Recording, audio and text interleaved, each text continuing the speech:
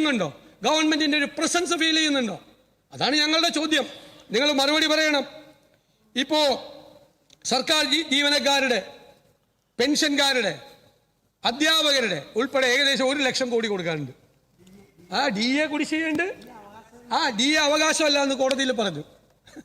ഒരു ഇടതുപക്ഷ ഗവൺമെന്റാണ് പറഞ്ഞതെന്ന് ഓർക്കണം, ഒരു കമ്മ്യൂണിസ്റ്റ് ഗവൺമെന്റ്.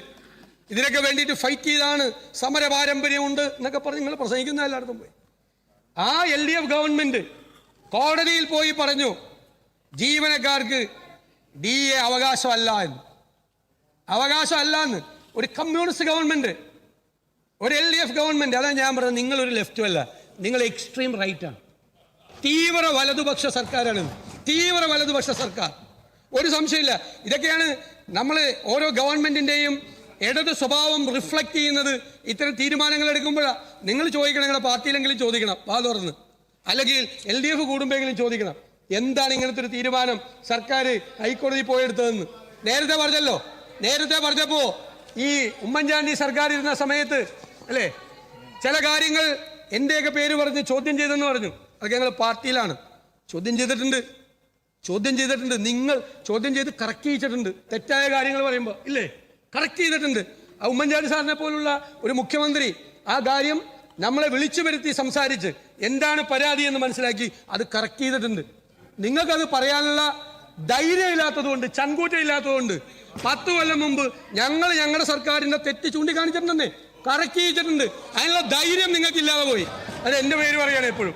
ഞാൻ പറഞ്ഞിട്ടുണ്ടെന്നേ, ഞാൻ ഇതിനു മുമ്പ് ഈ സഭയെ പറഞ്ഞിട്ടുണ്ട് ഞങ്ങളുടെ ഗവൺമെന്റ് ശരിയായ പാതയിലല്ല പോകുന്നതെങ്കിൽ ഞങ്ങൾ പറഞ്ഞിട്ടുണ്ട്, ഞങ്ങൾ കറക്റ്റീവ് ഫോഴ്സായി പാർട്ടിയിലൊക്കെ നിന്നിട്ടുണ്ട്. നിങ്ങൾക്ക് അതിനുള്ള ധൈര്യമില്ല, മുട്ട് കൂട്ടിയിടിക്കും.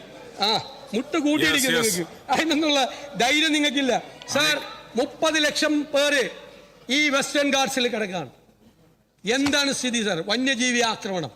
എത്ര പേരാണ് മരിച്ചത്? എത്ര പേരുടെയാണ് കൃഷി തകർന്നത്? സാർ, പണ്ട് മൈഗ്രേറ്റ് ചെയ്യുന്ന ആളുകൾ അവർ ഈ കിഴങ്ങ് കൃഷിയാണ്, കപ്പ, ചേന, ചേമ്പ്. ഒരു കൃഷിയില്ല. കാരണം എന്താ? എല്ലാം പന്നി കുത്തി മലത്തി, വാഴ മുഴുവൻ നശിപ്പിച്ചു. ഞാൻ ആതിരപ്പള്ളി പോയപ്പോൾ എല്ലാ വീട്ടിൽ നിന്നും പ്ലാവ് വെട്ടി മാറ്റുക. ഞാൻ ചോദിച്ചു എന്താ? അയ്യോ, പ്ലാവ് ഉണ്ടെങ്കിൽ ചക്ക ഉണ്ടാവും, ചക്ക ഉണ്ടെങ്കിൽ ആന വരും, അതുകൊണ്ട് പ്ലാവ് മുഴുവൻ വെട്ടി മാറ്റുകയാണ്. വാഴ വയ്ക്കുന്നില്ല. മഞ്ഞങ്ങ പരുവത്തിൽ തെങ്ങിക്കേറി കുരങ്ങ് 4 കയറിയിട്ടുണ്ട് പോവാണ്. നിങ്ങൾ നിസ്സഹായരായി നിൽക്കുന്നു. എത്രയോ സംസ്ഥാനങ്ങൾ പരമ്പരാഗതമായ സംവിധാനങ്ങൾ ഉപയോഗിച്ച്, ആധുനികമായ സങ്കേതങ്ങൾ ഉപയോഗിച്ച് വന്യജീവി ആക്രമണത്തെ നേരിടാനുള്ള വലിയ സ്റ്റെപ്പ് എടുക്കുമ്പോൾ നിങ്ങൾ നിസ്സംഗരായി നിൽക്കുന്നു. ആ പാവപ്പെട്ട മനുഷ്യരെ ആനയ്ക്കും കടുവയ്ക്കും പുലിക്കും പന്നിക്കും ഒക്കെ ഇട്ടുകൊടുത്തിരിക്കുകയാണ്. ഒന്നും ചെയ്യുന്നില്ല. ചെറുവിരൽ, നിങ്ങൾ ഈ വന്യജീവി ആക്രമണം തടയാൻ നിങ്ങളുടെ സർക്കാർ ചെറുവിരൽ എടുത്തിട്ടില്ല. അപ്പോൾ അതുകൊണ്ട് നയമില്ലാത്ത നയപ്രഖ്യാപനമാണ് ഇവിടെ നടത്തിയത്. സർ, ഞാൻ ഒരു കാര്യം കൂടി പറഞ്ഞ് അവസാനിപ്പിക്കാം. സർ, നിങ്ങളിവിടെ പറഞ്ഞു സെക്യുലർ സ്റ്റാറ്റിൻ്റെ കാര്യം പറഞ്ഞു. സർ, നിങ്ങൾക്ക് എന്താ? ഞാൻ എപ്പോഴും അത്ഭുതപ്പെടും. കാരണം ഇപ്പോൾ സംഘപരിവാരോ BJPക്കാരോ വന്ന് ഒരു വർഗീയത ഇളക്കാൻ നോക്കിയാൽ നമുക്ക് അത്ഭുതമില്ല. കാരണം അവരുടെ സ്റ്റൈൽ ഓഫ് ഫങ്ഷനിങ് അതാണ്. അവരെന്താ ചെയ്യുന്നത്? ആ ഹെയ്റ്റ് ക്യാമ്പയിൻ, വിദ്വേഷ പ്രചരണം നടത്തി മതങ്ങളെ തമ്മിൽ അടുപ്പിച്ച് അതിൽ നിന്ന് രാഷ്ട്രീയ മുതലെടുപ്പ് നടത്തുകയാണ്. നിങ്ങൾ സംഘപരിവാറിൻ്റെ അതേ പാതയിൽ നിങ്ങൾ സഞ്ചരിക്കാൻ പോയല്ലോ. മുൻ മന്ത്രി AK ബാലൻ്റെ പ്രസ്താവന, രണ്ടാമത് അവിടെ ഇരിക്കുന്ന മന്ത്രി സജി ചെറിയാൻ്റെ പ്രസ്താവന, എല്ലാം എന്താ പൊളിറ്റിക്കൽ സ്റ്റേറ്റ്മെൻ്റ് ആണെന്ന് നിങ്ങൾ പറഞ്ഞു. പൊളിറ്റിക്കൽ സ്റ്റേറ്റ്മെൻ്റ് ആയിരുന്നോ? അത് വർഗീയവാദം ഉയർത്തുന്ന സ്റ്റേറ്റ്മെൻ്റ് ആയിരുന്നു. വർഗീയവാദം ഉയർത്തുന്ന സ്റ്റേറ്റ്മെൻറ്റ്. നിങ്ങൾ സംഘപരിവാറിൻ്റെ അതേ പാതയിൽ സഞ്ചരിക്കുകയാണ്. എൻ്റെ നിങ്ങളോടുള്ള റിക്വസ്റ്റ്, നിങ്ങൾ പോകരുത് ആ വഴി. നിങ്ങളിവിടെ കേരളത്തിൽ നശിച്ചു പോകണം എന്ന് ആഗ്രഹിക്കുന്നവരല്ല ഞങ്ങൾ. നിങ്ങൾ ആ വഴിയെ പോകരുത്. നിങ്ങൾ അവരുടെ പാതയിൽ സഞ്ചരിക്കരുത്. അത് കേരളത്തിലെ അപകടകരമായ സ്ഥിതിയിലെത്തും.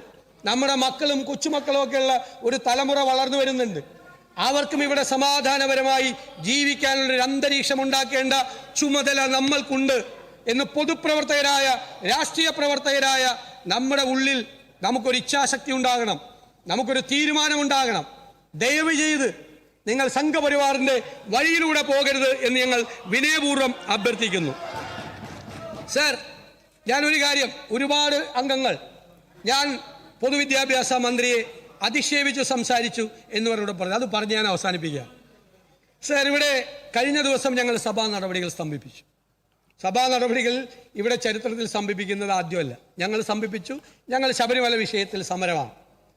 അതിൻ്റെ ശരിതെറ്റുകളിലേക്കല്ലല്ലോ ഞങ്ങൾ സമരം ചെയ്യാൻ. ഞങ്ങളിപ്പോൾ പുറത്ത് സമരം ചെയ്യുക, ഇവിടെ സമരം ചെയ്യും. ഞങ്ങളിവിടെ സമരം ചെയ്തപ്പോൾ ഇവിടെ ചോദ്യോത്തര വേള നടക്കുന്നതിനിടയിൽ മന്ത്രി ശിവൻകുട്ടി അദ്ദേഹത്തിന് മൈക്ക് കിട്ടി. സാർ, അദ്ദേഹം എത്ര മോശമായിട്ടാണ് ഞങ്ങളുടെ സമരത്തെക്കുറിച്ച് പറഞ്ഞത്.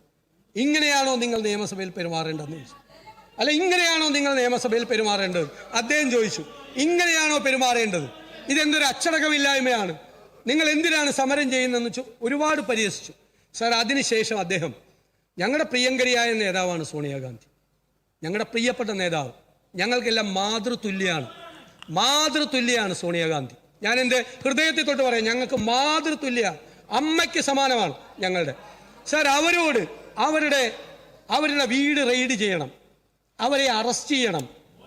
അവരുടെ വീട്ടിൽ ആണ് ശബരിമലയിലെ മോഷ്ടിച്ച സ്വർണം സൂക്ഷിച്ചു വെച്ചിട്ടുള്ളത് എന്നൊരു മന്ത്രി ഈ നിയമസഭയിൽ പറയാൻ, സാർ, ഞങ്ങൾക്ക് വേദനയുണ്ടായി, ഞങ്ങൾക്ക് വിഷമമുണ്ടായി, ഞങ്ങൾക്ക് വലിയ പ്രയാസമുണ്ടായി. സാർ, ഞാൻ ആദ്യം എന്താ ചെയ്തത്? ആ മന്ത്രിക്കെതിരായി പോയി സംസാരിക്കുകയാണോ ചെയ്തത്?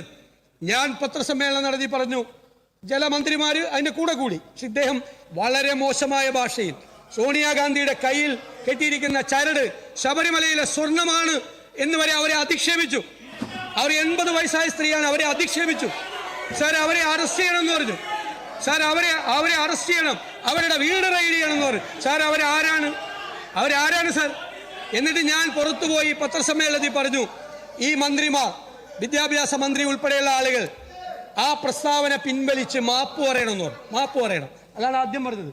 മാപ്പ് പറയണമെന്ന് പത്രസമ്മേളനത്തിൽ പറഞ്ഞു. ഒരു മോശമാകും പറഞ്ഞില്ല. സാർ, രണ്ടാമത് ഞാൻ അങ്ങേക്ക് എഴുതി തന്നു, അത് രേഖകളിൽ നിന്ന് നീക്കം ചെയ്യണം.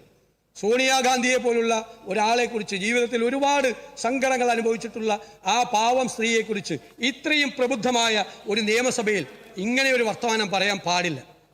ഞങ്ങൾ പറഞ്ഞു, എഴുതി മാറ്റിയില്ല, ഒരു നടപടി അങ്ങ് സ്വീകരിച്ചില്ല. സാർ, ഞങ്ങൾക്ക് വിഷമമുണ്ടായി, ഞങ്ങളതിന് മറുപടി പറയും. ഞാൻ മറുപടി പറഞ്ഞപ്പോൾ എനിക്കറിയാം ഞാൻ സംസാരിക്കുന്ന സാധാരണ ഭാഷയിൽ നിന്ന് കടന്നുകൂടി പറഞ്ഞു, കുറച്ചുകൂടി കടന്നു പറഞ്ഞു. സത്യമാണ്. പക്ഷെ അവനൊന്നും ഇവനൊന്നും ഞാൻ പറഞ്ഞിട്ടില്ല. ഞാൻ നിങ്ങളെടുത്ത് ആ പ്രസംഗം കേൾക്കും. അല്ല ഉണ്ടെങ്കിൽ ഞാൻ നടത്തിയ പ്രസംഗം ഞാൻ ഓൺ ചെയ്യുന്നു. പിന്നെ സാർ എന്നിട്ട് ഞങ്ങൾ അത് സംസാരിച്ചപ്പോൾ എന്താ പറഞ്ഞത്?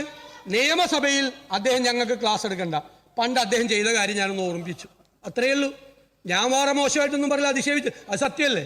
അദ്ദേഹം ഇവിടെ ഡെസ്കിൽ കയറി നിന്നും ഇവിടുത്തെ ഈ നിയമസഭ അലങ്കോലപ്പെടുത്തിയ ഒരാൾ ഞങ്ങളെ ഉപദേശിക്കാൻ വരണ്ട എന്ന് പറഞ്ഞു. സത്യമാണ്. അതിലെന്താ അധിക്ഷേപം?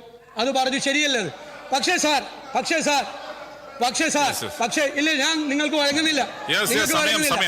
സാർ, പക്ഷേ ഞാൻ പറയുന്നത് ഞാൻ അദ്ദേഹത്തിന് വഴങ്ങുന്നില്ല. സാർ, എനിക്ക് പറയാനുള്ളത് അധിക്ഷേപിച്ച് അല്ല പറഞ്ഞത്. എങ്കിലും സാർ ഞാൻ ആ പ്രസ്താവന ഞാൻ 100% പിൻവലിക്കാൻ തയ്യാറാണ്. ഓൺ വൺ കണ്ടീഷൻ ഞാൻ പിൻവലിക്കാം. On one condition.